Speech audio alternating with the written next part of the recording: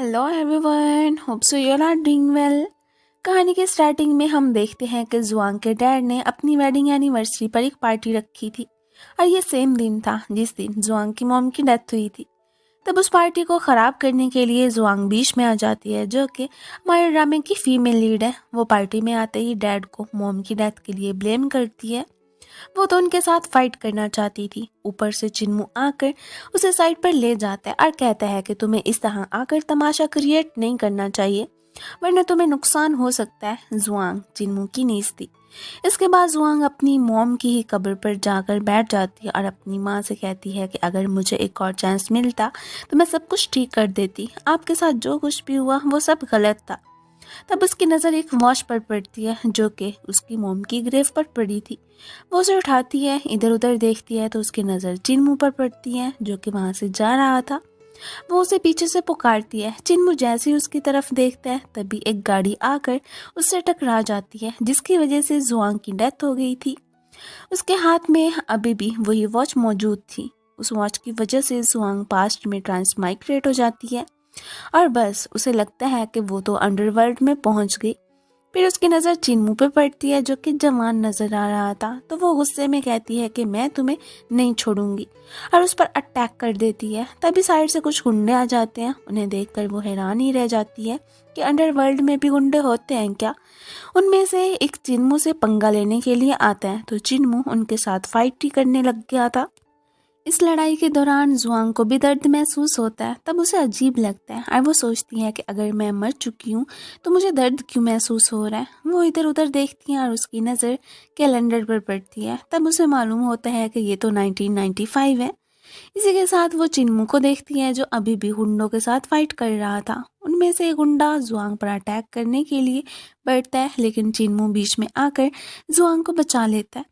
चिन्मू अभी भी गुंडों के साथ फाइट कर रहा था। ये देखकर जुआंग अपने दिल में कहती है कि अपनी दूसरी जिंदगी में तो पहले इसे छुटकारा हासिल नहीं कर पाई, लेकिन अब मैं ज़रूर इसे छुटकारा हासिल कर लूँगी। वो एक स्टिक उठाती है और चिन्मू को मारना चाहती है, लेकिन गलती से गुंडों के बॉस को ही मार देती है। वो गुंडा फिर जाकर जुआंग को गले से पकड़ लेता है और चिन्मू को धमकी देता है कि अगर तुमने वाटर डिस्प्यूट खत्म ना किया तो मैं तुम्हारी इस डार्लिंग को मार दूंगा। चिन्मू कहता है कि मेरा इससे कोई लेना देना नहीं है। जुआंग इस बात का फायदा उठाते हुए उस गुंडे को लात मारती है और उसके साथ अब चुंगल से जो कि फंसी हुई थी वो बच जाती है। फिर वो गुंडे के साथ साथ चिन्मू को भी लात मारकर भाग जाती है। जुआंग को लगता है कि वो लोग चिन्मू की अच्छी खासी पिटाई कर देंगे, लेकिन तभी चिन्मू उसके पास आ जाता है। ये देखकर वो सरप्राइज रह गई थी। फिर चिन्मू से पूछता है कि बताओ तुम कौन हो, जिस पर जुआंग उसे पीछे धक्का देती है। तभी उसे अपनी डेथ वाला सीन याद आता है और वो तो वहीं पे बेहोशी हो गई थी। जब उसे होश आता है तो उसके सामने चिन्मू बैठा था। वो उसे थप्पड़ मारने लग गई थी कि जिस वजह से चिन्मू को बहुत ज़्यादा गुस्सा आता है और वो उसे गर्दन से पकड़कर पूछता है कि मुझे सब सच सच बताओ। ये साइड से जुआंग की मॉम आ जाती हैं और ये देखकर वो तो एकदम शॉक्ड ही रह गई थी। अब वो उन दोनों के पूछने पर वो झूठ बोलती हुई बताती है कि ये अपनी मॉम की कज़न है। वो ये भी बताती है कि मुझे चिन्मू से प्यार हो गया है, इसलिए मैं इसी घर में उसके साथ रहूँगी। इतना कहते ही वो उसके साथ चिपक जाती है और मन ही मन में कहती है कि अब मैं देखती हूँ कि तुम क्या करते हो। उसके बाद वो अपनी मोम के पास जाके उनकी तारीफ करने लग गई थी। अब यहाँ पे तो चिन्मू ने उनकी सारी बातें सुन रही होती हैं। वो तो अब जुआंग की मोम को कुछ देता हुआ वहाँ से चला जाता है। उसके जाने के बाद जुआंग की मोम काम के सिलसिले में बाहर जाना चाहती थी तो जुआंग मोम को कहती है आप यहीं रुक जाएं, मैं वो सामान ले आती हूँ। जाने से पहले उसकी माँ उसे एक कैंडी देती है। जुआंग बाजार में खड़ी होती है और कैंडी लेकर तो काफ़ी ज़्यादा ही खुश दिख रही थी। वो कहती है कि माँ इस दफ़ा मैं आपकी लाइफ चेंज कर दूंगी। पहले आपके साथ जो कुछ भी हुआ था अब ऐसा कुछ भी नहीं होगा। जब जुआंग घर जा रही होती है तो उसे महसूस होता है कि कोई उसका पीछा कर रहा है। वो साइड पर भागने लगती है कि गिर जाती है तो उसके हाथ पे चोट ही लग गई थी। तब उसे पता चलता है कि उसका पीछा करने वाला कोई और नहीं बल्कि चिन्मू था। वो उसके पास आकर कहता है कि तुम जो भी हो मुझे नहीं पता, लेकिन तुमने शिनचिन को नुकसान पहुंचाने की कोशिश की तो ये तुम्हारे लिए ठीक नहीं होगा। जुआंग भी चिन्मू को वही बात कहती है। जब वो घर पहुंचती है तो उसके हाथ पर चोट लगी थी। उसकी मॉम उसके हाथ पर मेडिसिन लगाने लगती हैं। ये सब देखकर जुआंग को अपना बचपन याद आ जाता है कि बचपन में भी उसके हाथ पर चोटें लग जाया करती थीं और उसकी मॉम इसी तरह उसका ख्याल रखा करती थी। उसकी मॉम जब साइड पर खड़ी होती है तो जुआंग पीछे से उन्हें हक कर लेती है। जब उसकी मॉम पूछती है कि तुम ऐसा क्यों कर रही हो, तो वो बताती है कि इतने दिन बाद आपको देखा है इसलिए हक करने का दिल कर रहा था। जब उसकी मॉम पूछती है कि क्या तुम चिन्मू से वाकई प्यार करती हो, तो वो जाकर बेड पर बैठ जाती है और कोई ख़ास जवाब नहीं देती। फिर वो अपनी मॉम को समझाने लगती है कि बिजनेस के मामले में हम चिन्मू पर भरोसा नहीं कर सकते। उसके बाद वो सैलून जाती है और अपना 1995 स्टाइल वाला हेयर स्टाइल बनवा लेती है। इसके साथ ही वो अपना रेज्यूम लेकर चिन्मू के पास पहुंच जाती है और कहती है कि मैंने सुना है कि ये कंपनी लोगों को हायर कर रही है। चिन्मू से देखते ही रिजेक्ट कर देता है। वो चिन्मू को समझाती है कि अगर तुम मुझे हायर कर लो तो मैं जिंक्स कंपनी की सेल्स को 10% बढ़ा दूंगी और अगर मैं इसमें फेल हो गई तो मैं दोबारा तुम्हें अपनी शक्ल नहीं दिखाऊंगी। यही बात सुनकर चिन्मू से जॉब पर रख लेता है। जॉब मिलने की वजह से वो तो बहुत ही ज़्यादा खुश थी, तो उसकी नज़र डैड पर पड़ जाती है जिससे उसका मूड काफ़ी ज़्यादा ख़राब हो गया था। जुआंग फिर अपने डैड के पास जाकर उन्हें बताती है कि मैं भी अब इस कंपनी में सेल्स मैनेजर बन चुकी हूँ। ये सुनते ही उन दोनों के दरमियान बहस शुरू हो जाती है। जुआंग अपने डैड के साथ एक बेट लगाती है कि जो इस कंपनी की सेल्स को बढ़ाएगा वही इस कंपनी में सेल्स मैनेजर के तौर पर रहेगा और जो हार जाएगा उसे कंपनी छोड़नी होगी। उसका डैड इस बेट के लिए तो फौरन से ही तैयार हो गया था। नेक्स्ट सीन में हम देखते हैं कि जुआंग के डैड जा रहे होते हैं, तब जुआंग पीछे से उसके मुंह पर कपड़ा डालकर उसकी पिटाई शुरू कर देती है। इतने में ऊपर से चिन्मू आकर उसे रोकता है।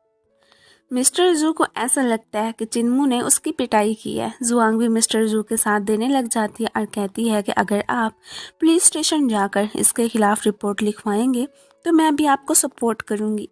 चिन्मू के पास कोई और चारा नहीं बचता तो वो मिस्टर जू से सॉरी कहता है। फिर वो जुआंग को अपने साथ घर ले जाता है। वहाँ जाकर वो उसे उसका बैग पकड़ा देता है एंड कहता है कि मेरे घर से निकल जाओ। इतने में ऊपर से शन आ जाती है। शन इस सब की वजह पूछती है तो जुआंग कहती है कि सारी गलती मेरी है, मैं अब सड़क पर सो जाऊंगी लेकिन यहाँ नहीं सोऊंगी, ये मुझे बुली करता है। जुआंग की ये बातें सुनकर चिन्मू बिल्कुल सरप्राइज ही रह गया था। शन ये सुनते ही चिन्मू से कहती है कि तुम ऐसा करो, इसे घर से मत निकालो, कल हम कोई और ठिकाना ढूंढ लेंगे, तब तक इसे यहीं रहने दो। ये सुनकर जुआंग तो बहुत खुश हो जाती है, लेकिन इस वजह से चिन्मू को तो गुस्सा ही आ रहा था। फिर शन जुआंग को साइड पर ले जाती है और कहती है कि हमारा ओवरसीज ट्रिप होने वाला है, तुम अपना पासपोर्ट मुझे दिखाओ। ये सुनते ही जुआंग हैरान रह जाती है क्योंकि उसके पास पासपोर्ट होता ही नहीं। आखिर वो कैसे बताती कि वो फ्यूचर से आई है। फिर वो कहती है कि मैं घर ही रुक जाती हूँ। शन कहती है कि फिर तुम यहीं रहना, मैं चिन्मू को कह दूंगी कि वो तुम्हारा ख्याल रखे। शन के जाने के बाद चिन्मू आ जाता है। उसे देखते ही जुआंग कहती है कि मुझे पता है ओवरसीज जाने के पीछे तुम्हारा ही हाथ है। चिन्मू कहता है कि मैं जानता हूँ कि तुम शन की कज़न नहीं हो, तो फिर तुम कौन हो? जुआंग पूछती है कि तुम्हें कैसे पता कि मैं उसकी कज़न नहीं हूँ? तब चिन्मू बताता है कि वो एक विलेजर गर्ल है और तुम्हारे हाथ ऐसे नहीं है जैसे कि विलेजर गर्ल के होते हैं। जुआंग अपनी तरफ से बहुत से बहाने बनाती है लेकिन उसके बहाने काम नहीं आते। नेक्स्ट डे जब चिन्मू अपने ऑफिस पहुंचता है तो उसका असिस्टेंट उसे बताता है कि मिस्टर जू जो भी काम कर रहे हैं उसकी वजह से हमारा प्रॉफिट बढ़ गया, जबकि दूसरी साइड पर जुआंग सिर्फ फैक्ट्री जाती है और अभी तक हमें ये समझ नहीं आ रहा कि वो क्या करना चाहती है। चिन्मू अपने असिस्टेंट से कहता है कि हमें अभी फ़िलहाल फाइनल रिजल्ट पर नहीं पहुंचना चाहिए। दूसरी तरफ हम मिस्टर जू को देखते हैं जो इस बात से खुश होते हैं कि उनकी परफॉर्मेंस अच्छी जा रही है। तभी उन्हें किसी का मैसेज आता है और हमें पता चलता है कि जुआंग ने एक नूडल ईटिंग कंपटीशन रखा है। इस कंपटीशन को देखने के लिए बहुत से लोग आ जाते हैं। तब जुआंग अनाउंस करती है कि जो भी नूडल्स खरीदेगा उसे कार्ड्स मिलेंगे। इतना ज़्यादा काम करने की वजह से जुआंग थक जाती है और चेयर पर ही सो गई थी। चिन्मू से देख लेता है और उसके पास जाकर उस पर कपड़ा डाल देता है। फिर उसकी नज़र कार्ड्स पर पड़ती है। कार्ड्स देखकर वो कहता है कि भला इससे सेल कैसे ज़्यादा होंगी। चिन्मू उसके पास बैठा था कि अचानक जुआंग की आँख खुल जाती है। डर के मारे वो गिरने ही लगा था कि जुआंग उसे गिरने से बचा लेती है और इसके साथ ही वो चिन्मू को कहती है कि मैंने अपना चैलेंज कंप्लीट कर लिया, तो कल तुम्हें कंपनी में अनाउंस करना होगा कि मैं अब सेल्स मैनेजर के तौर पर काम करूंगी। अगले दिन कंपनी जाने के बाद अनाउंसमेंट कर दी जाती है कि उसे सेल्स मैनेजर बना दिया गया। तभी उनमें से एक लड़की कहती है कि अगर तुम्हें डायरेक्टली सेल्स मैनेजर बना दिया गया है तो इस पर कुछ लोग सवाल उठाएंगे। इस पर जुआंग उसे जवाब देती है कि अगर तुम मेरी तरह काम करती तो आज तुम भी सेल्स मैनेजर बन चुकी होती। वो लड़की जुआंग पर इल्ज़ाम लगाना शुरू कर देती है। इतने में ऊपर से चिन्मू आ जाता है और सबको बताता है कि पहले हमारी कंपनी की सेल्स बिल्कुल नहीं रही थी, लेकिन जब से जुआंग ने कंपनी ज्वाइन किया तब से कंपनी की सेल्स बढ़ने लगी हैं। जुआंग फिर मिस्टर जू से कहती है कि अब आपको अपना प्रॉमिस पूरा करना होगा। तभी मीटिंग में एक और लड़की की एंट्री होती है जो कहती है कि कोई भी कहीं नहीं जा रहा है। ये वही लड़की होती है जिससे फ्यूचर में मिस्टर जू ने शादी करनी है। इस लड़की के बारे में ये भी बताया जाता है कि ये चिन्मू की सिस्टर है, इसका नाम जिया है। जिया फिर जुआंग को चैलेंज देती है और कहती है कि अगर हम ये चैलेंज पूरा ना कर सके तो हम कंपनी छोड़ देंगे। चिन्मू अपनी बहन को समझाता है कि उसे ये चैलेंज वाली बात नहीं करनी चाहिए, लेकिन उसकी बहन सुनने को तैयार ही नहीं होती। आखिर जुआंग उसका चैलेंज एक्सेप्ट कर लेती है। इसके बाद जब जुआंग घर पहुंचती है तो देखती है कि जिया ने उसका बैग बाहर रखा होता है और उसे कहती है कि तुम मेरे भाई के घर से निकल जाओ, लेकिन जुआंग सुनने वाली नहीं होती और रूम की तरफ बढ़ने लगती है। ये देखकर जिया कहती है कि तुमने मेरी बात सुनी नहीं है क्या। इस पर जुआंग कहती है कि तुम्हारे भाई की मर्जी होगी तो वो मुझे निकाल सकता है, लेकिन तुम मुझे इस घर से नहीं निकाल सकती। इसी बीच ही इन दोनों के दरमियान हाथापाई हो जाती है और इस वजह से जिया को तो थोड़ी सी इंजरी भी हो गई थी। वो जिया को चेक करवाने के लिए हॉस्पिटल ले जाते हैं। जिया अपने भाई से कहती है कि जो छोटा सा इंसिडेंट उसके साथ हुआ है उसके पीछे जुआंग का हाथ है। जब चिन्मू जुआंग से इस बारे में पूछता है तो जुआंग कहती है कि तुमने तो अपना मन बना ही लिया होगा कि इसमें मेरा ही कसूर है, इसलिए मुझे कोई सफाई देने की ज़रूरत ही नहीं। हॉस्पिटल से बाहर आने के बाद जुआंग अपनी मॉम को कॉल करके उनका हालचाल के बारे में पूछती है। माँ से बात करने के बाद वो काफ़ी ज़्यादा ही खुश हो गई थी। नेक्स्ट डे हम जिया को देखते हैं जो कहीं गई होती है तो उसे तंग करने के लिए दो लड़के आ गए थे। ये देखकर मिस्टर जू वहाँ पे आ जाते हैं। लड़कों के जाने के बाद जिया भी जानना चाहती थी तो एंकल मुड़ने की वजह से वो गिरने ही लगती है, तो तभी मिस्टर जू से गिरने से बचा लेते हैं।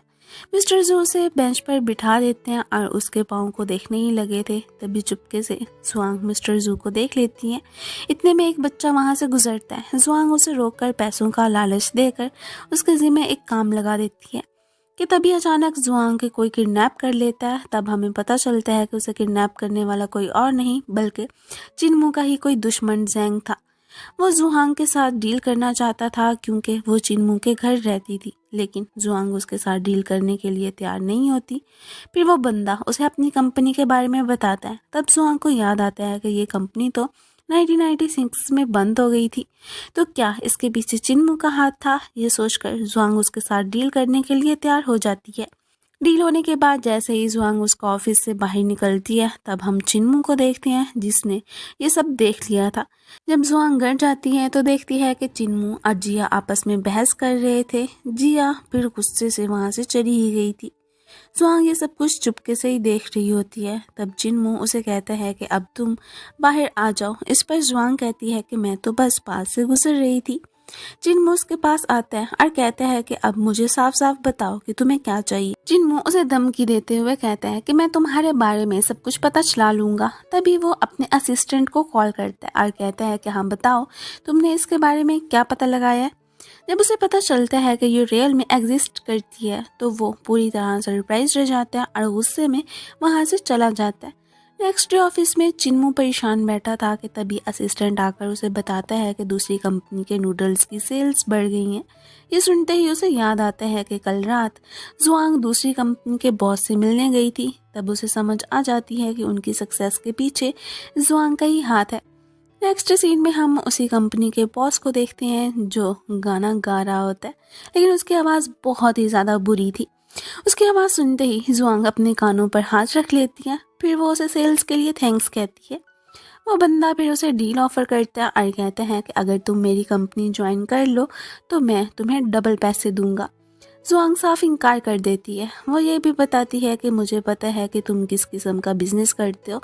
उसके जाने के बाद फिर एक बंदा जैंग के पास आता है और पूछता है कि उसे हमारे सीक्रेट के बारे में पता चल गया, तो क्या हम जुआंग को मार दें। बॉस कहते हैं कि नहीं, फिलहाल के लिए हमें उसे जिंदा रखना होगा। इससे मिलने के बाद जुआंग कहती है कि उसके साथ डील करना रिस्की हो सकता था। इसी बीच जुआंग को याद आता है कि आज 6 नवंबर है और इसी डेट को वो लड़ाई हुई थी। नेक्स्ट डे हम देखते हैं कि वो बैठकर अपना काम कर रही होती है कि तभी ऊपर से चिन्मू आकर उसे काम असाइन करता है कि तुम्हें कंपनी के प्रॉफिट के लिए एक प्लान तैयार करना होगा और इसके लिए तुम्हारे पास सिर्फ 3 दिन है। जुआंग इस प्लान को लेकर काम कर रही थी कि तभी कुछ फाइल्स लेकर चिन्मू उसके पास आ जाता है और उससे पूछता है कि आखिर उसके दिमाग में कौन सा प्लान चल रहा है। लेकिन जुआंग उसे अपने प्लान के बारे में कुछ भी नहीं बताती। वो काम में रही कि तभी रात हो जाती है। सब लोग काम खत्म करके घर जा रहे होते हैं कि एक लड़की बाहर से दरवाज़ा लॉक कर देती है और जुआंग अंदर ही रह गई थी। अब ये सोचकर परेशान हो जाती है कि रात उसे यहीं रहना होगा।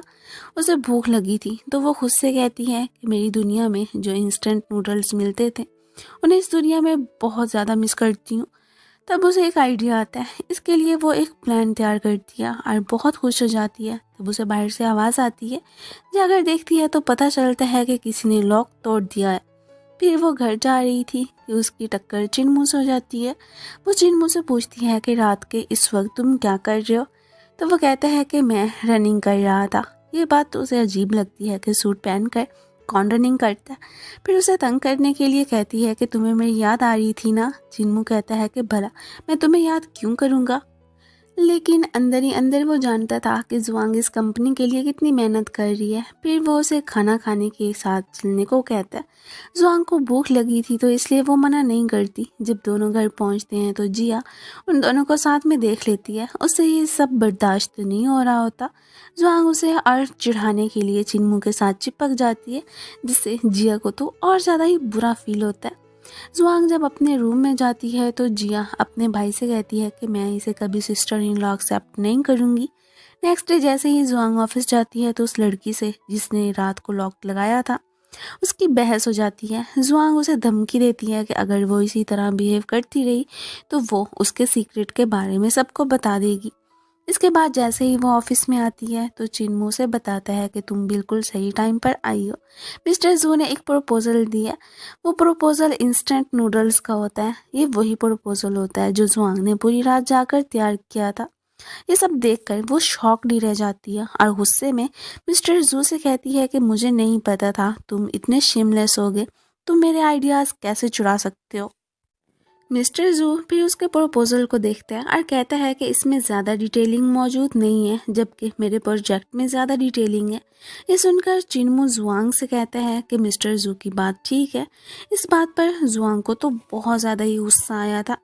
बाद में जब वो अपनी जगह पर वापस जाती है तो उसे पता चलता है कि उसकी डेस्क टॉयलेट में रख दिया गया और इसके पीछे जिया का हाथ था। जुआंग जिया से बहस कर रही थी कि तभी एक आदमी आता है और बताता है कि इंस्टेंट नूडल्स में कुछ गड़बड़ है। अब ये लोग जैसे ही बाहर आते हैं तो देखते हैं कि कुछ लोग प्रोटेस्ट कर रहे थे क्योंकि नूडल्स की पैकेजिंग में फॉल्ट था, जिसकी वजह से उन्हें नुकसान हुआ था। और ये सब कुछ देखकर जुआंग को बहुत मज़ा आ रहा होता है।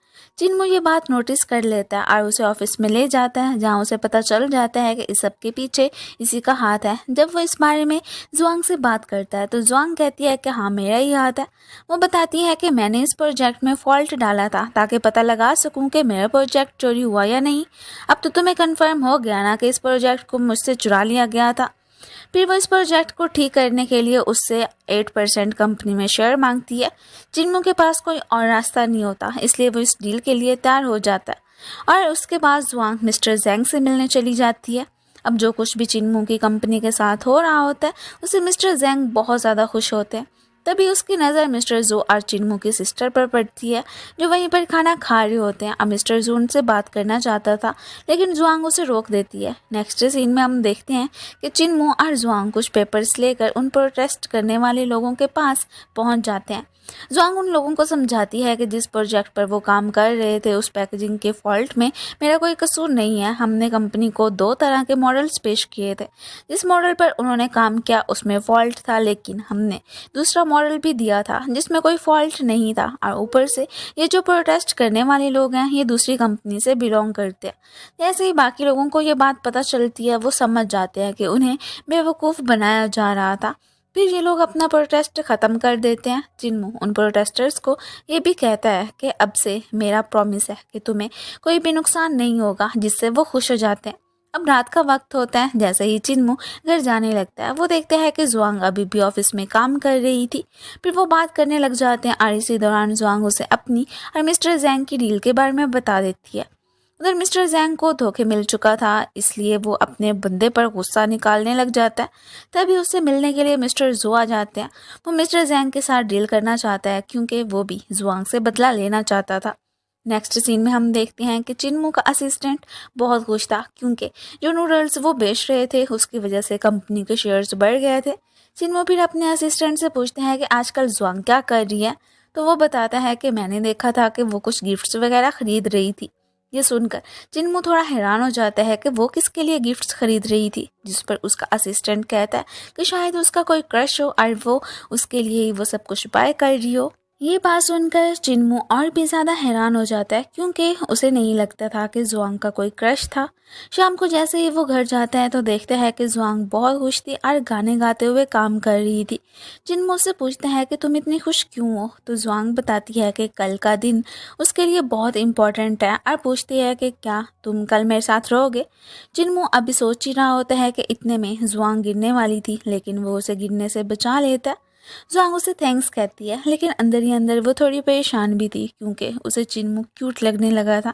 अगले दिन जैसे ही जुआंग अपना गिफ्ट लेकर रूम से बाहर आती है तो देखती है कि चिन्मू पहले से तैयार खड़ा था। वो उससे पूछती है कि तुमने कौन सा गिफ्ट लिया था, लेकिन चिन्मू के पास कोई खास गिफ्ट नहीं था, सिर्फ 2 मूवीज टिकट्स थी। ये देखकर जुआंग कहती है कि क्या तुम ये शनशैन को देने वाले हो और उसे मूवी के लिए पूछने वाले हो। यह बात सुनकर चिन्मू भी थोड़ा हैरान हो जाता है क्योंकि उसने ये नहीं बताया होता कि ये टिकट्स किसके लिए थे। इतने में ऊपर से शनशैन आ जाती है। उसे देखते ही जुआंग खुश हो जाती है और फिर अपना गिफ्ट उसे दे देती है और फिर चिन्मू को कहती है कि तुम भी अपना गिफ्ट दे दो। चिन्मू जब मूवी टिकट्स देता है तो शनशैन लेने से मना कर देती है क्योंकि वो ऑलरेडी मिस्टर जू के साथ मूवी देखने जा रही थी। जैसे ये बात जुआंग को पता चलती है तो वो कहती है कि हम दोनों भी तुम्हारे साथ मूवी देखने आएंगे। बाहर आने के बाद फिर जुआंग थोड़ी परेशान थी क्योंकि वो नहीं चाहती थी कि शनशैन मिस्टर जू के साथ रहे क्योंकि वो उसकी कोई कदर नहीं करता था। तब चिन्मू उसे समझाता है कि तुम फिक्र मत करो, शनशैन समझदार है, उसे खुद पता चल जाएगा कि क्या सही है और क्या गलत है। दोनों बात कर रहे थे कि इसी बीच जुआंग एक कहानी सुनाने लगती है, लेकिन ये कहती है कि वो एक मूवी की स्टोरी बता रही है। वो बताती है कि एक लड़की की माँ को धोखा दिया गया था और फिर वो लड़की टाइम में वापस जाकर अपनी माँ को बचाने की कोशिश करती है। जब चिन्मू उससे पूछता है कि मूवी की एंडिंग क्या थी तो जुआंग कहती है कि उसने अभी तक एंडिंग नहीं देखी थी। उसके बाद जब चिन्मू अपने ऑफिस जाता है तो असिस्टेंट फिर से कंपनी की सेल्स की रिपोर्ट देने लग गया था, लेकिन चिन्मू उससे इसकी ज़्यादा बातों पर तवज्जो नहीं देता और अपनी फीलिंग्स के बारे में सोचने लगता है। असिस्टेंट कहता है कि इसका मतलब है कि तुम मिसेस जुआंग को लाइक करने लग गए हो। ये बात चिन्मू को अजीब लगती है तो वो अपने असिस्टेंट को बाहर भेज देता है। दूसरी साइड हम शनशैन को देखते हैं जो मिस्टर जू के साथ बाहर थी। जुआंग उनका पीछा कर रही थी, लेकिन शनशैन उसे देख लेती है और उससे बात करना चाहती थी, लेकिन मिस्टर जू उसे रोक देता है। इसी बीच अचानक जुआंग पर किसी ने अटैक कर दिया था और फिर जब जुआंग होश में आती है तो वो देखती है कि उसे किडनैप कर लिया गया था। उसे किडनैप करने वाला कोई और नहीं बल्कि मिस्टर जैंग था। मिस्टर जैंग को जो नुकसान हुआ था उसकी वजह से वो बहुत गुस्से में था और बदला लेना चाहता था। तब जुआंग उसे कहती है कि तुम चिन्मू से मुझे लेकर डील कर सकते हो क्योंकि अगर तुमने मुझे मार दिया तो तुम्हें कोई फ़ायदा नहीं होगा। ये बात सुनकर मिस्टर जैंग मान जाता है। नेक्स्ट सीन में हम देखते हैं कि मिस्टर जैंग ने चिन्मू को डील करने के लिए बुलाया था। उसने जुआंग को छोड़ने के लिए एक कंडीशन रखी थी कि तुम्हें शहर छोड़कर जाना पड़ेगा और इसके लिए उसे कॉन्ट्रैक्ट पर साइन करना था। चिन्मू साइन करने से पहले जुआंग को देखना चाहता था, लेकिन मिस्टर जैंग ये नहीं चाहता था।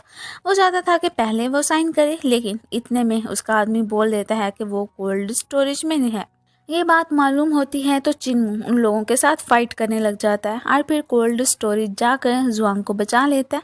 ज़्यादा ठंड की वजह से उसकी हालत ख़राब थी, तो वो उसे हॉस्पिटल ले जाकर एडमिट करवा देता है।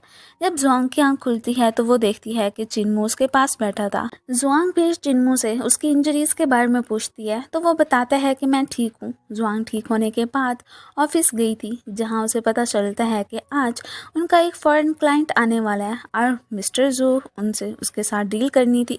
लेकिन जुआंग खुद से क्लाइंट के साथ डील करना चाहती थी। जैसे ही क्लाइंट आता है तो पता चलता है कि जो ट्रांसलेटर आना था उसके रास्ते में एक्सीडेंट हो गया था और अब ट्रांसलेटर के बगैर डील मुश्किल थी। जुआंग को इंग्लिश आती थी, तो वो ट्रांसलेटर बनकर क्लाइंट से बात करने लग जाती है और उसे ऑफिस का भी विजिट करवाती है। इस वजह से उसे डील करने में काफ़ी आसानी महसूस होती थी। क्लाइंट के जाने के बाद जुआंग चिन्मू को बताती है कि ये बंदा हमारी कंपनी में इन्वेस्ट करने के लिए मान गया। इसके बाद चिन्मू जुआंग को अपने ऑफिस में बुलाता और उसे समझाता है कि तुम्हें अपनी हेल्थ का ख्याल रखना चाहिए। जुआंग फिर कहती है कि मैंने क्लाइंट के साथ डील की, तो तुम मुझे इसके बदले में क्या दोगे। चिन्मू उसे चिकन सूप देता है, लेकिन जुआंग को इसके अलावा कंपनी के शेयर्स भी चाहिए थे। चिन्मू उसे शेयर्स देने से मना कर देता है। इसी बीच वो उसकी इंग्लिश स्पीकिंग टैलेंट के बारे में बात करता है, लेकिन जुआंग के पास इस टॉपिक पर कोई ख़ास बात नहीं थी। इसी बीच चिन्मू जुआंग से अपने लिए एक चांस मांगता है और वो उसे चांस देने के लिए तैयार हो गई थी। अब रात का वक्त था और सब लोग मिस्टर जू की पार्टी में जा चुके थे। चिन्मू का असिस्टेंट भी काम कर रहा था। वो उसे जुआंग के बारे में पूछता है, तो वो बताता है कि वो अभी भी काम कर रही है। इतने में वो देखता है कि जुआंग उसकी तरफ आ रही थी, तो वो अपने असिस्टेंट के साथ ऐसा दिखावा करता है कि दोनों काम के बारे में बात कर रहे हैं, जबकि असल में वो जुआंग का ही वेट कर रहा था। अब वो दोनों क्लब में जाते हैं और डांस कर रहे थे कि इतने में जुआंग की नज़र मिस्टर जू पर पड़ती है, जो चिन्मू की सिस्टर के साथ क्लब में डांस कर रहा था। चिन्मू की नज़र भी इस पर पड़ गई थी, तो वो अपनी बहन और मिस्टर जू को घर ले आता है और मिस्टर जू की खूब पिटाई करता है। अपनी बहन पर भी बहुत ज़्यादा गुस्सा करता है। इतने में ऊपर से शनशन आ जाती है, जो अपने क्लब टूटने की वजह से परेशान थी। उसे अभी तक सच्चाई का नहीं पता होता कि यहाँ क्या चल रहा है। जैसे ही वो रूम में जाती है, जुआंग भी उसके साथ थी और उसे मोटिवेट करती है। उससे बात करने के बाद जुआंग चिन्मू के पास जाती है। चिन्मू से बताता है कि मैं शनशन को पढ़ने के लिए अब्रॉड भेज रहा हूँ, लेकिन जुआंग उसे ऐसा करने से मना कर देती है और कहती है कि अगर तुमने ऐसा किया तो तुम्हारी बहन और मिस्टर जू और ज़्यादा क्लोज हो जाएंगे। चिन्मू से समझाता है कि मैं चाहे जो भी कर लूँ, मैं उनकी फीलिंग्स को दूर नहीं कर सकता। नेक्स्ट डे जब मिस्टर जू अब जियामिन से मिलने जाता है, तो वो उससे बात नहीं करना चाहती। मिस्टर जू उसे यकीन दिलाता है कि वो शनशन को सच्चाई बता देगा। जायमिन ये सुनते ही उसे हक कर लेती है। शनशन मिस्टर जू से मिलना चाहती थी, तो जुआंग ने उन दोनों को हक करते देख लिया था, तो शनशन को मिस्टर जू से मिलने से मना कर देती है। नेक्स्ट सीन में हम देखते हैं कि शनशन चिन्मू के ऑफिस जाकर बताती है कि मुझे कंपनी में काम करना है। चिन्मू के पास और कोई रास्ता नहीं था, तो वो फिर उसे काम पर रख लेता है। इसके बाद वो जुआंग को बुला लेता है, तो उसे मालूम हो गया था कि शनशन की कंपनी ज्वाइन करवाने के पीछे जुआंग का ही हाथ है। अब जुआंग शनशन को कंपनी दिखा रही थी। वहाँ उसकी मुलाकात जायमिन से होती है। जुआंग बताती है कि शनशन ने कंपनी ज्वाइन कर लिया और यह बात जायमिन को बहुत ही परेशान कर देती है। इसके बाद जुआंग शनशन को काम के बारे में डिटेल्स वगैरह सब समझा देती है। शनशन एक प्रोजेक्ट बनाती है और उसका प्रपोजल जायमिन को देती है, लेकिन जायमिन उसे देखे बगैर रिजेक्ट कर देती है। ये देखकर जुआंग फौरन जायमिन से झगड़ा करने लग जाती है। इस झगड़े के दौरान जायमिन को चोट लग गई थी। शनशन और जुआंग बातें करते घूम फिर रहे थे कि शनशन की नज़र मिस्टर जू पर पड़ती है, जो जायमिन का पाँव पर लगी चोट को ही देख रहा था। ये सब देखने की वजह से शनशन सैड हो गई थी। मिस्टर जू उसे देख लेता है और उससे बात करने के लिए उसके पास जाता है। उसे समझाता है कि तुमने जो भी देखा वैसा कुछ भी नहीं है, ये सब गलत फहमी थी। वो कहता है कि जुआंग तुम्हें बेवकूफ़ बना रही है और तुम्हें मुझसे दूर कर रही है। जुआंग भी ऊपर से आ गई थी और ये सारी बातें सुन लेती है। फिर जुआंग शनशन को समझाती है कि तुम्हें मिस्टर जू पर यकीन करने की ज़रूरत नहीं है। वो जू को साइड पर धक्का देती है कि ऊपर से एक बॉक्स उसके ऊपर आके गिर गया था और ये सब मिस्टर जू की चाल थी। जैसे ही बॉक्स उसके सर पर से गिरा था, तो शनशन को उसकी फिक्र होने लग गई थी, लेकिन जुआंग उसकी चाल समझ चुकी थी। इसके बाद उसे हॉस्पिटल एडमिट करवाया गया था। हॉस्पिटल में भी मिस्टर जू अपने ऊपर चाय का कप गिराकर उसका ब्लेम जुआंग पर डाल देता। जुआंग ये सब शनशन को एक्सप्लेन करना चाहती थी, लेकिन शनशन उसकी बात सुनने के लिए तैयार ही नहीं थी। घर जाने के बाद जुआंग चिन्मू से कहती है कि शेनचेन को सारी सच्चाई बतानी होगी। इतने में शेनचेन आ जाती है। दोनों उसे बैठने के लिए कहते हैं। शेनचेन बहुत खुश थी और आते ही बताती है कि मिस्टर जू ने आज मुझे प्रपोज किया। ये बात चिन्मू और जुआंग दोनों के लिए शॉकिंग थी। शेनचेन के जाने के बाद जुआंग चिन्मू को कहती है कि ये शादी तो वो होने नहीं देगी और वो शेनचेन को मिस्टर जू की सच्चाई बता कर रहेगी। फिर जुआंग शेनचेन से मिलने जाती है। उसके पास मिस्टर जू की ब्लड रिपोर्ट थी। जब वो उसका ब्लड ग्रुप चेक करती है तो वो हैरान हो जाती है, क्योंकि उसका ब्लड ग्रुप ना तो उसकी मॉम से मैच करता था और ना ही मिस्टर जू से। तब वो शेनचेन को समझाती है कि जिससे तुम प्यार करती हो तुम अभी उसे ठीक से जानती भी नहीं हो, क्योंकि जुआंग को समझ आ गया था कि मिस्टर जू उसका असली फादर नहीं है। और वो ये भी कहती है कि तुम्हें मर्दों पर इतना यकीन नहीं करना चाहिए, वो धोखेबाज होते हैं। ऊपर से चिन्मू आकर कहता है कि तुम मेरे बारे में बात कर रही हो, लेकिन जुआंग कहती है कि नहीं। इसके बाद वो उसे टीज करने लग जाती है। चिन्मू के जाने के बाद शेनचेन उसे बताती है कि उसने अब तक किसी को डेट नहीं किया और ये सुनकर जुआंग ब्लश करने लग गई थी। वो और बात करना चाहती थी, लेकिन शेनचेन काम का बहाना बनाकर वहाँ से चली जाती है। ये सोचकर तो वो परेशान ही हो जाती है कि आखिर को उसका असली फादर कौन हो सकता है। इतने में चिन्मू आ जाता है और जुआंग उससे ब्लड ग्रुप के बारे में पूछती है और उसका ब्लड ग्रुप जानकर खुश हो जाती है, क्योंकि अब उसे कंफर्म हो गया था कि चिन्मू भी उसका फादर नहीं है। नेक्स्ट डे हम देखते हैं कि जुआंग कहीं जा रही थी तो उसकी नज़र जायमिन और मिस्टर जू पर पड़ती है। जायमिन नाराज थी, लेकिन मिस्टर जू उसे समझा रहा था कि ये सब जुआंग की वजह से हुआ था और इसमें मेरा कोई हाथ नहीं है। वो कहता है कि शेनचेन को प्रपोज करना मेरी मजबूरी थी, तुम मुझे समझने की कोशिश करो। और इस तरह उसने फिर से जायमिन को अपनी साइड पर कर लिया था।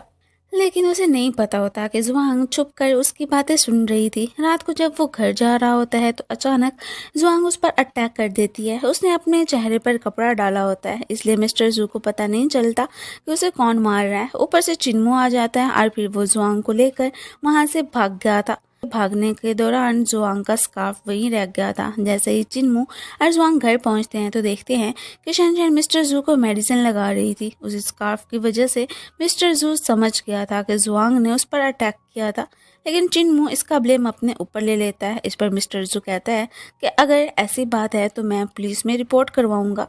जुआंग कहती है कि नहीं, चलो हम दोनों पुलिस स्टेशन चलते हैं और वहां जाकर इस मामले को सॉल्व करते हैं। मिस्टर जू ऐसा नहीं करना चाहता था, इसलिए वो बात को रफा दफा करने का कहता है। जुआंग शेनचेन को समझने की कोशिश करती है कि ये तुम्हें चीट कर रहा है, लेकिन शेनचेन को अब उसकी बातों पर यकीन नहीं था और वो मिस्टर जू को अपने साथ लेकर चली गई थी। फिर जैसे जुआंग ऑफिस जाती है तो जायमिन उससे झगड़ा करने लग गई थी, क्योंकि जुआंग ने मिस्टर जू की पिटाई की थी, इसलिए वो उसे पुलिस के हवाले करने की यहाँ पे धमकी भी देती है।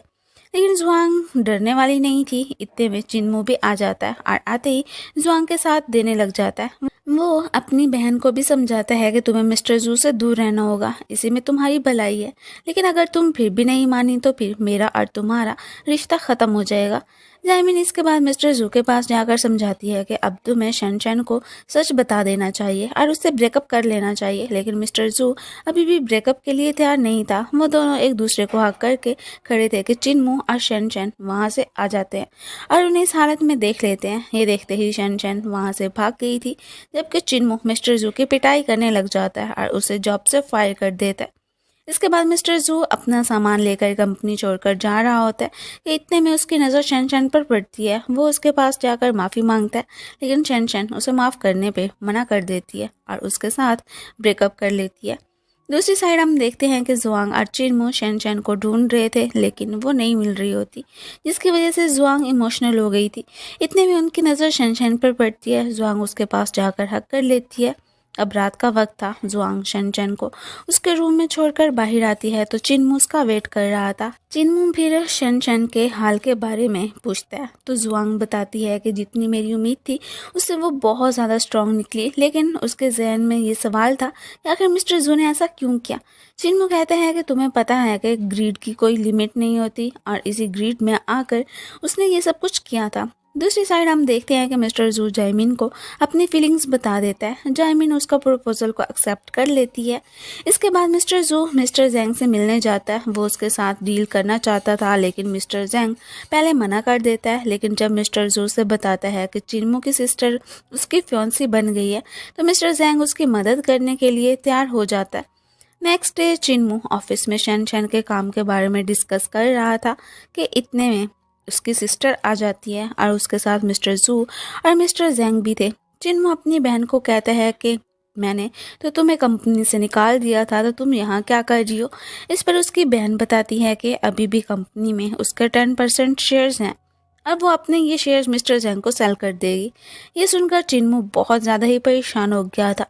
इसके बाद शन शन जायमिन से मिलने जाती है और उसे समझाती है कि अगर ये शेयर्स मिस्टर जेंग को मिल गया तो कंपनी को नुकसान हो सकता है, लेकिन जायमिन उसकी बात सुनने के लिए तैयार ही नहीं थी।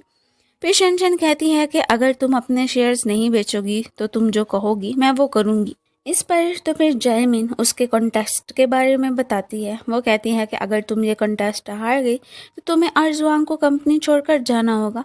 शन शन फिर ये डील जुआंग को बता देती है और जुआंग इस सब में उसे फुल सपोर्ट करती है। अब जुआंग चिन्मू से मिलने जाती है, जहाँ चिन्मू उसे बताता है कि जायमिन के पास जो 10% शेयर्स हैं वो असल में शन शन के डैड ने ट्रांसफ़र किए थे।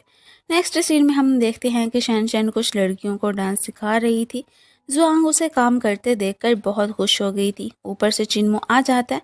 ये देखकर जुआंग उसे टॉन्ट मारती है कि तुम अब ये सब जाकर अपनी बहन को बताओगे ताकि वो ये कॉन्टेस्ट जीत जाए, लेकिन चिन्मू का ऐसा करने का कोई भी इरादा नहीं था। जुआंग ये भी कहती है कि हो सकता है कि तुम इस कंपनी को बचाना नहीं चाहते, इसलिए शन शन जितना कंपनी से दूर रहे उतना तुम्हारे लिए बेहतर है। लेकिन चिन्मू से समझाता है कि उसका ऐसा कोई भी इरादा नहीं है। जुआंग के जाने के बाद चिन्मू का असिस्टेंट जुआंग की फाइल लेकर उसे देता है। घर आने के बाद जुआंग शन शन को समझाती है कि तुम कंपनी में बहुत अच्छा काम कर रही हो और लोग तुम्हारी तारीफ कर रहे हैं और जल्दी तुम कंपनी की बॉस बन जाओगी। लेकिन शन शन बताती है कि उसे कंपनी चलाने में कोई इंटरेस्ट नहीं है। वो ये भी बताती है कि 4 साल पहले ये कंपनी बैंकरप्ट होने वाली थी, लेकिन चिन्मू ने इसे बचाया था। अगर चिन्मू ना होता तो ये कंपनी कब की बंद हो चुकी होती। ये सुनकर जुआंग को पता चल गया था कि चिन्मू इतना भी बुरा नहीं है जितना वो सोच रही थी। शन शन बताती है कि वो अब्रॉड जाकर अपना गोल अचीव करना चाहती है। इससे जुआंग को ये भी पता चल गया था कि उसे अब्रॉड भेजने के पीछे चिन्मू का हाथ नहीं था, बल्कि वो खुद ही गई थी। ये सब जानकर जुआंग अंदर ही अंदर खुश हो रही थी। अब चिन्मू के हाथ में जुआंग की फाइल थी और वो उसके बारे में जुआंग से बात करना चाहता है, लेकिन वो देखता है कि जुआंग ने उसके लिए खाना बनाया था। ये देखकर वो थोड़ा हैरान हो जाता है। जुआंग फिर उसे बताती है कि मैं तुम्हारे बारे में गलत सोचती थी, लेकिन अब शन शन ने मुझे तुम्हारी सच्चाई बता दी है, इसलिए अब मुझे तुम पर कोई डाउट नहीं रहा।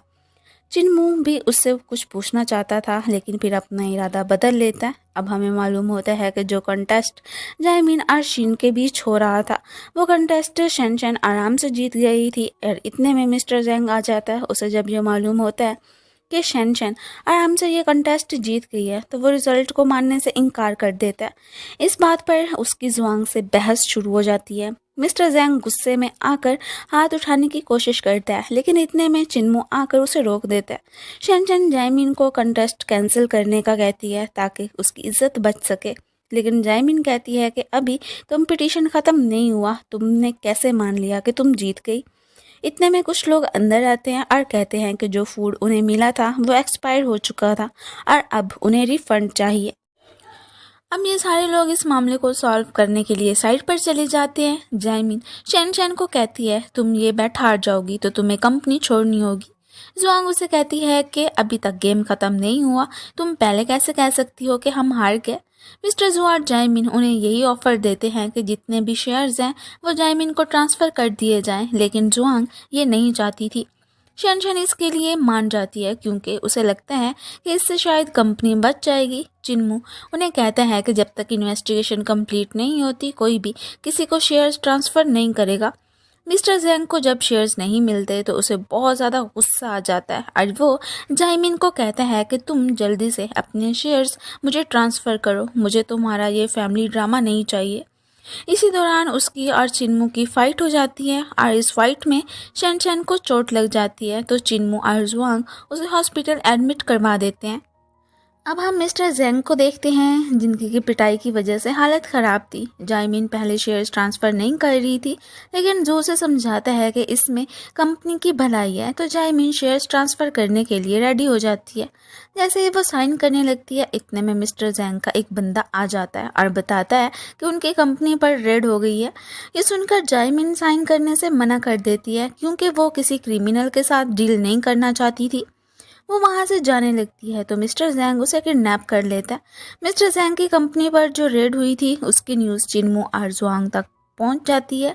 दोनों इस टॉपिक पर बात कर रहे होते हैं कि इतने में रेडियो पर अनाउंस होता है कि मिस्टर जैंग ने एक लड़की को होस्टेज बना लिया और उसका नाम जायमिन है। ये सुनकर दोनों शॉक्ड हो जाते हैं।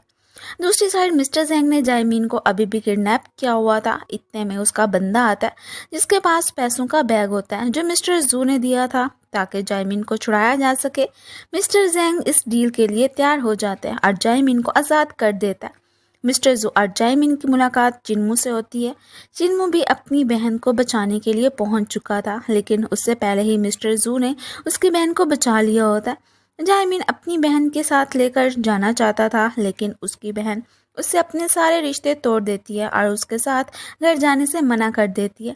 इस पर चिन्मू उसे ज़बरदस्ती गाड़ी में बिठाता है। घर आने के बाद चिन्मू अपनी बहन के बिहेवियर की वजह से थोड़ा सैड था। जुआंग उसे समझाती है कि तुम्हें उदास होने की ज़रूरत नहीं है, देखो तुम्हारे प्लान की वजह से हमने मिस्टर जेंग को अच्छा सबक सिखा दिया। नेक्स्ट सीन में हम देखते हैं कि शन शन ठीक होने के बाद घर आ गई थी। वो फिर चिन्मू के पास जाकर उसकी बहन के बारे में बात करती है और उसे समझाती है कि तुम्हारी बहन तुम्हारा बहुत ख्याल रखती है। जब वो रूम में जाने वाली होती है तो चिन्मू से रोक लेता है। वो जुआंग के बारे में बात करना चाहता था और कहता है कि वो तुम्हारी कज़न नहीं है, लेकिन शन शन को भी ये बात मालूम थी और वो कहती है कि मुझे ये सब पता है, लेकिन वो मेरी बहुत केयर करती है, इसलिए मैंने कभी इस टॉपिक पर उससे बात नहीं की। दूसरी तरफ मिस्टर जू चुपके से जायमिन से मिलने आ जाता है। जायमिन उसे कहती है कि हमें यहाँ से भाग जाना चाहिए, लेकिन मिस्टर जू कहता है कि तुम किसी तरह अपने भाई को मनाओ कि वो तुम्हें कंपनी में वापस रख ले। जायमिन अब उस कंपनी में काम नहीं करना चाहती थी, लेकिन मिस्टर जू की बातों में आकर भाई से इस बारे में बात करने के लिए मान जाती है। फिर वो अपने भाई जुआंग और शन शन को खाना बनाती है। उसका ये सडन बिहेवियर का चेंज होना जुआंग को बहुत अजीब लगता है।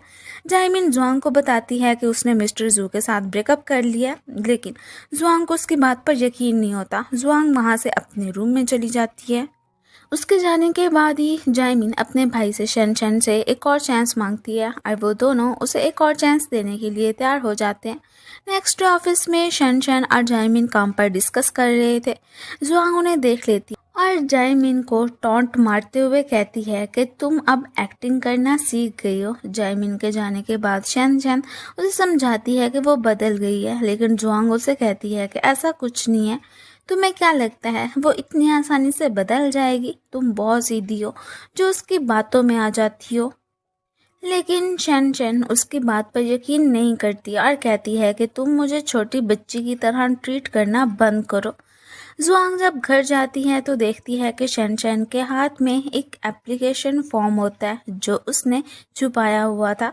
इस बात पर वो नाराज़ हो जाती है और उसे अपनी लाइफ में इंटरफेयर करने से मना कर देती है। अब जो कुछ भी हुआ था उसकी वजह से जुआंग सैड बैठी थी। इतने में चिन्मू आ जाता है और उसकी हालत देखकर वो भी सैड हो जाता है। फिर वो उसे कहता है कि तुम शॉवर ले लो, मैं तुम्हारे लिए नूडल्स बनाकर लाता हूँ। जुआंग शॉवर ले लेती है और फिर चिन्मू टॉवल से उसके बाल ड्राई करने लगता है, लेकिन उसे मेथड नहीं पता होता कि कैसे करते हैं। जुआंग फिर उसे बाल ड्राई करने का जो भी तरीका होता है वो बताती है। जब वो नूडल्स खा रही होती हैं तो चिन्मू कहता है कि आज हम बाहर घूमने चलते हैं। इसके बाद दोनों बाहर घूमने चले जाते हैं। चिन्मू उसके कुछ फ़ोटोज़ भी लेता है और दोनों इन मोमेंट्स को बहुत इंजॉय करते हैं। फिर वो दोनों एक शॉप पर खड़े होते हैं ताकि फ़ोटोज़ निकलवा सकें। यहाँ जुआंग उसे बताती है कि आज से 30 साल बाद टेक्नोलॉजी बहुत एडवांस हो जाएगी। अभी हम कैश लेकर घूमते हैं, लेकिन उस वक्त कैश नहीं होगा। कैमरास की जगह ऐसे फ़ोन्स होंगे जिनसे हम फ़ोटोज़ ले सकेंगे। फिर उसे लगता है कि शायद चिन्मू उसकी बातों पर यकीन नहीं करेगा, लेकिन चिन्मू कहता है कि मुझे तुम्हारी बातों पर विश्वास है। दोनों बात कर रहे होते हैं कि इतने में लाइट चली जाती है। चिन्मू उसे वहां रुकने को कहता है ताकि वो खुद जाकर लाइट का इंतज़ाम कर सके। उसके जाने के बाद जुआंग वहां बैठ जाती है। तब उसे अपने बचपन का सीन याद आता है जब वो खो गई थी। उस वक्त भी चिन्मू उसे ढूंढते हुए यहाँ पर आया था, और जैसे ही चिन्मू वापस आता है जुआंग उसे हक कर लेती है। फिर इतने में चिन्मू को उसके असिस्टेंट की कॉल आती है। वो दोनों जल्दी से ऑफिस पहुंचते हैं तो मालूम होता है कि जो इंडोनेशिया से शिपमेंट आई थी वो कैंसिल कर दी गई है और उन्होंने पैसे भी वापस कर दिए। इस सब की वजह से चिन्मू परेशान हो जाता है। चिन्मू और जुआंग यही सोच रहे होते हैं कि इसके पीछे किसका हाथ हो सकता है, और तब उनके जहन में मिस्टर जहंग का नाम आता है कि उन्होंने ही हमारी शिपमेंट को आने से रुकवाया होगा। दूसरी तरफ हम मिस्टर जैंग को देखते हैं जो मिस्टर जू से मिलने आया होता है, और हमें पता चल जाता है कि इस सब के पीछे इन दोनों का ही हाथ था, और इस प्लान को कंप्लीट करने के लिए मिस्टर जू ने जायमिन को यूज़ किया था। वो दोनों बात कर रहे होते हैं कि इतने में जायमिन की आवाज़ सुनाई देती है। मिस्टर जैंग फौरन साइड पर छुप जाता है। जायमिन आते ही मिस्टर जू से पूछती है कि इस सब के पीछे तुम्हारा हाथ तो नहीं है, लेकिन मिस्टर जू इसका ब्लेम जुआंग पर डाल देता है और कहता है इसके पीछे उसी का हाथ है, और साथ ही वो जायमिन को एक सीक्रेट बताने की बात करता है। ये सुनकर जायमिन जुआंग से फाइट करने के लिए आ जाती है, क्योंकि उसे लगा था कि सच्चाई जानकर चिन्मू जुआंग पर गुस्सा करेगा, लेकिन चिन्मू का कोई खास रिएक्शन नहीं होता। जायमिन समझ जाती है कि शायद चिन्मू और शन को पहले से ही सच्चाई का पता चल चुका है। इस बात पर जायमिन सैड हो जाती है। जायमिन के जाने के बाद जुआंग भी दोनों के रिएक्शंस को देखकर हैरान ही थी। अब जायमिन अपना सामान पैक कर रही होती है कि इतने में चिन्मू उससे बात करने आता है और कहता है कि तुम अपने शेयर्स मेरे नाम ट्रांसफ़र कर दो। वो ये भी कहता है कि उसे पता था कि कंपनी ज्वाइन करने के लिए झूठ बोला था, और इस शिपमेंट के पीछे भी मिस्टर जू का ही हाथ है।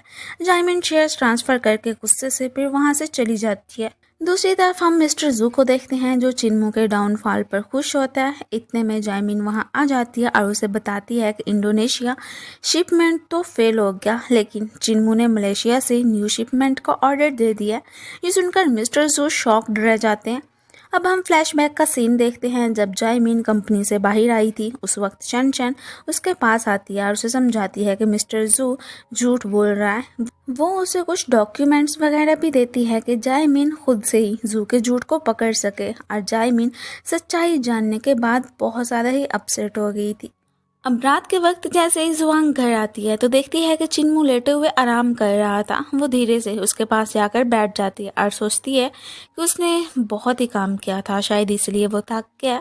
अब उसे लगता है कि उसकी मॉम की हेल्प करके उसने उनका फ्यूचर चेंज कर दिया। दूसरी साइड हम मिस्टर जैंग को देखते हैं। जब मिस्टर जू ने उसे सच बताया था तो वो परेशान हो गया था, क्योंकि जिस शिपमेंट को उन्होंने मंगवाया था उसे कम प्राइस पर सेल करना था। उन्हें पता था कि इससे उन्हें नुकसान होगा और वो बैंकरप्ट हो सकते हैं।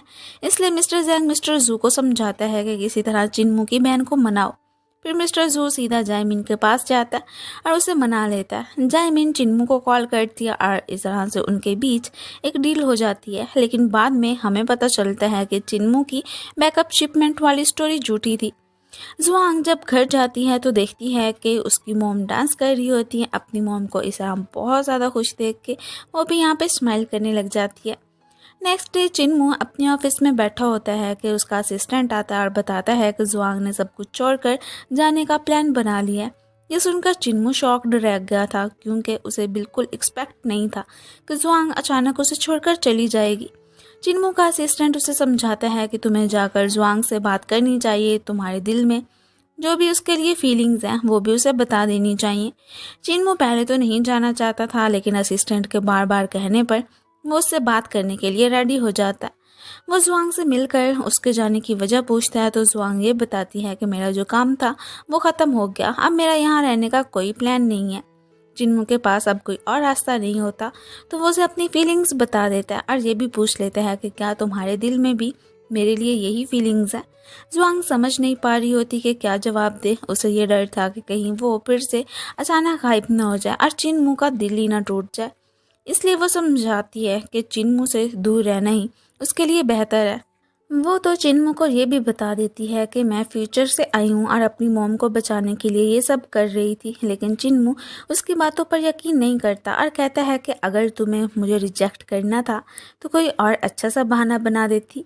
जब वो जुआंग के करीब जाता है तो जुआंग वहाँ से जाते हुए कहती है कि तुम्हारा और मेरा कुछ नहीं हो सकता, तुम्हें ये बात समझ लेनी चाहिए। उसके जाते ही चिन्मू पीछे से आवाज़ लगाता है कि चाहे कितना भी वक्त लग जाए, मेरे दिल में तुम्हारे लिए फीलिंग्स कभी ख़त्म नहीं होगी।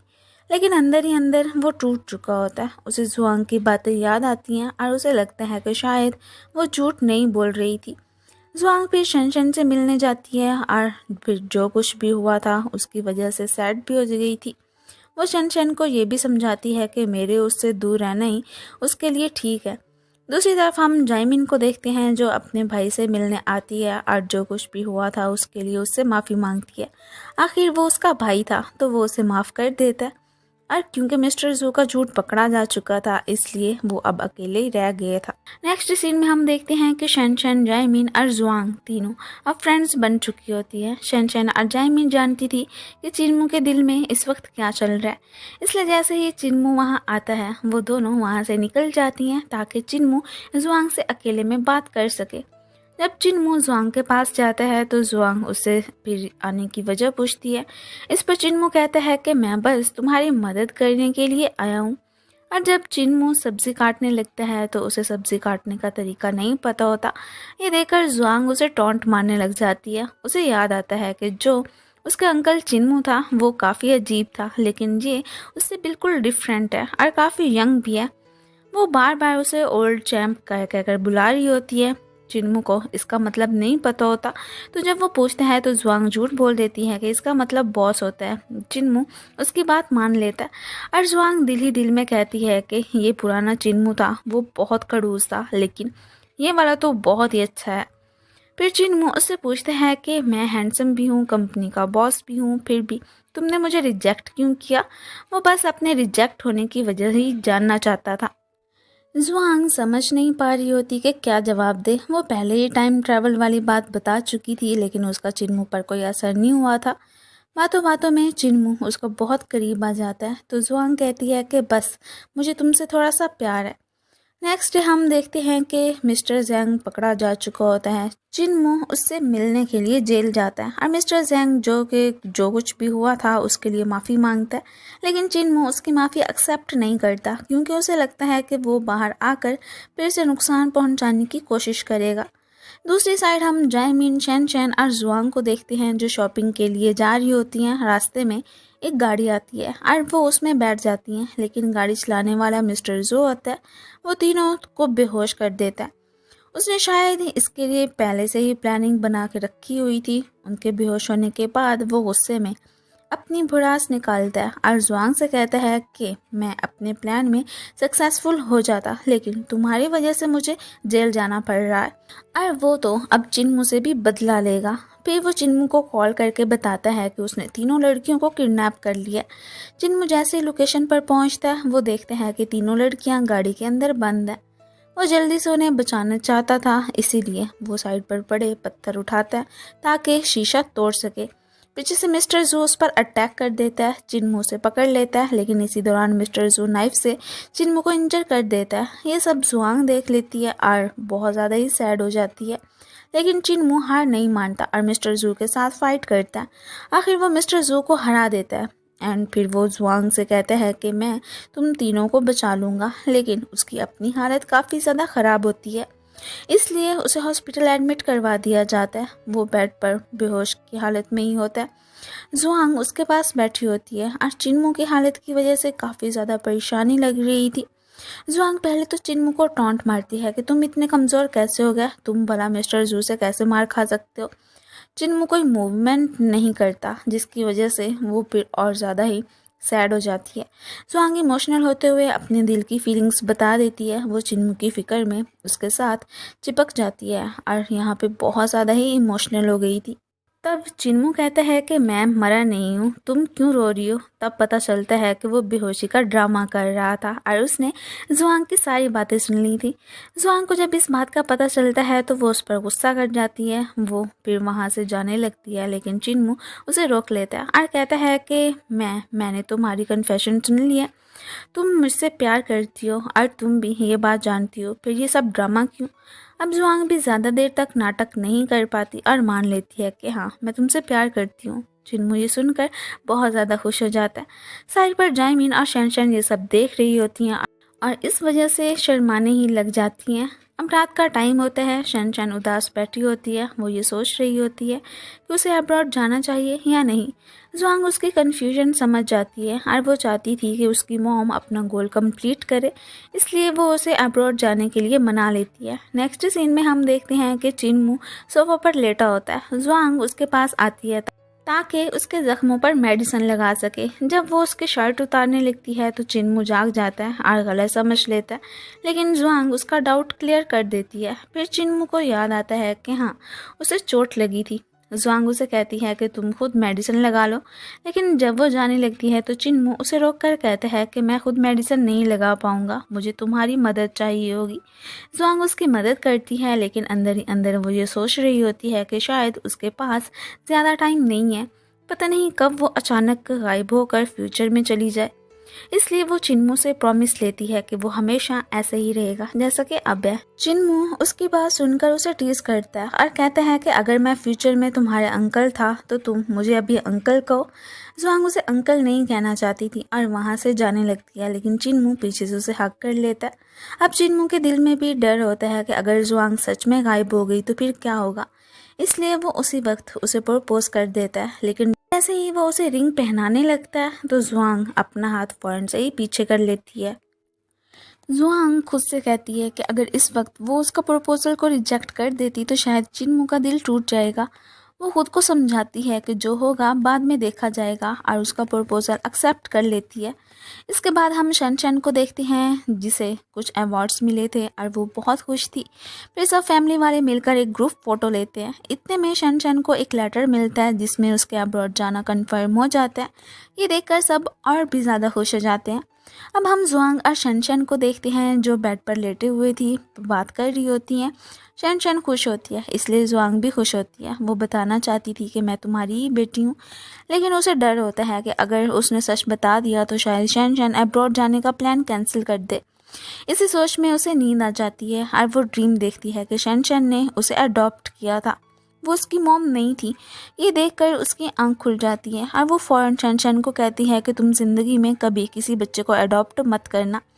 वो नहीं चाहती थी कि फ्यूचर फिर से वैसा हो जाए जैसे वो चेंज करने आई थी। वो उससे प्रॉमिस लेती है कि तुम कभी किसी को अडॉप्ट नहीं करोगी, बल्कि अपने ही गोल्स पर फोकस करोगी। शैनशैन को समझ नहीं आता कि जुआंग क्या कह रही है, लेकिन वो उससे प्रॉमिस कर लेती है। नेक्स्ट डे चिन्मू जुआंग से मिलने आता है और उसे एक गिफ्ट देता है। वो गिफ्ट वही वॉच होती है जिसकी वजह से जुआंग टाइम ट्रैवल करके पास्ट में आई थी। उस वॉच को देखकर जुआंग को समझ आ जाता है कि उसके पास अब ज़्यादा टाइम नहीं है। वो इमोशनल हो जाती है, लेकिन चिन्मू को कुछ नहीं बताती। अब वो ज़्यादा से ज़्यादा वक्त चिन्मू के साथ गुजारना चाहती है, इसलिए वो उसे उठाने का कहती है। चिन्मू भी मना नहीं करता और उसे बैक पे उठा लेता है। थोड़ी देर बाद वो उससे पूछती है कि अगर मैं अचानक गायब हो जाऊं तो तुम क्या करोगे। अब चिन्मू को उसकी टाइम ट्रैवल वाली बात पर यकीन होता है, तो वो कहता है कि मैं तुम्हारा इंतज़ार करूँगा। फिर दोनों मिलकर एक सीक्रेट कोड डिसाइड करते हैं कि अगर फ्यूचर में मिलें तो इस कोड से एक दूसरे को पहचानेंगे। इसके बाद वो दोनों एक दूसरे को हक कर लेते हैं। नेक्स्ट डे जुआंग मैरिज के लिए रेडी हो रही होती है। वो शैनशैन से कहती है कि क्या तुम आज मेरी मॉम बनोगी, और शैनशैन हाँ कह देती है। इस बात से जुआंग बहुत ज़्यादा ही खुश हो जाती है। अब जुआंग ब्राइडल ड्रेस में बाहर आती है तो देखती है कि चिन्मू उसका वेट कर रहा होता है और उसके हाथ में फ्लावर्स होते हैं। वो उसकी तरफ चलने लगती है, लेकिन अचानक हम मिस्टर जू को देखते हैं जो गाड़ी में होता है और वो सीधा गाड़ी जुआंग पर चढ़ा देता है। इसी वक्त जुआंग की डेथ हो जाती है। ये सीन देखकर चिन्मू बिल्कुल टूट जाता है। अब उसे 30 साल का इंतज़ार होता है क्योंकि वो जानता है कि 30 साल बाद वो जुआंग से फिर मिलेगा। फिर हम फ्यूचर का सीन देखते हैं जहां जुआंग की आंख खुलती है। वो अपने आसपास देखती है और फिर शनशैन की फ़ोटो देखकर समझ जाती है कि शनशैन की डेथ हो चुकी है। अब उसकी नज़र दीवार पर लगी फ़ोटोज़ पर पड़ती है जो चिन्मू ने लगाई होती हैं। इतने में ओल्ड चिन्मू आ जाता है। जुआंग उसे देखते ही हक कर लेती है और उसे याद दिलाती है कि हम 1995 में मिले थे और एक दूसरे से प्यार करते थे, तुम्हें सब याद है ना। लेकिन चिन्मू उसे पीछे हटा देता है और कहता है कि तुम क्या कह रही हो, लगता है एक्सीडेंट की वजह से तुम्हारा दिमाग ख़राब हो गया। जुआंग पूछती है कि अगर तुम मुझसे प्यार नहीं करते तो फिर मेरी फ़ोटोज़ क्यों लगाई हुई हैं। वो पूरी कोशिश करती है कि चिन्मू उसके प्यार को एक्सेप्ट कर ले, लेकिन चिन्मू कहता है कि हमारे दरमियान अब बहुत गैप आ चुका है। मैंने तुम्हें बचपन से पाला है, इसलिए मैं तुम्हारे लिए वैसी फीलिंग्स नहीं रख सकता, और इसी वजह से वो उसे अब्रॉड भेज देता है। नेक्स्ट सीन में हम देखते हैं कि जुआंग अब्रॉड चली जाती है। फिर उसे कॉल आती है और पता चलता है कि चिन्मू की डेथ हो गई है। ये सुनकर वो फ़ौरन ही वापस आ गई थी। वो दीवार पर लगी फ़ोटोज़ देख रही होती है कि इतने में उसे एक लेटर मिलता है जिसमें चिन्मू ने लिखा था कि जो वक्त तुम्हारे साथ स्पेंड किया था वो मेरे लिए बहुत ही ख़ास था, और भी लिखा था कि किस तरह रात दिन चिन्मू ने जुआंग को याद किया। ये सब रीड करके जुआंग तो बहुत ज़्यादा ही इमोशनल हो जाती है। लेकिन ये सब तो कुदरत का खेल था, क्योंकि ओल्ड चिन्मू की डेथ की वजह से यंग चिन्मू टाइम ट्रैवल करके प्रेजेंट में आकर जुआंग के पीछे खड़ा था। वो दोनों एक दूसरे को देखकर स्माइल करने लग जाते हैं। एंड इसी के साथ ही हमारे इस ड्रामे की एंडिंग हो जाती है। Thank you so much for watching.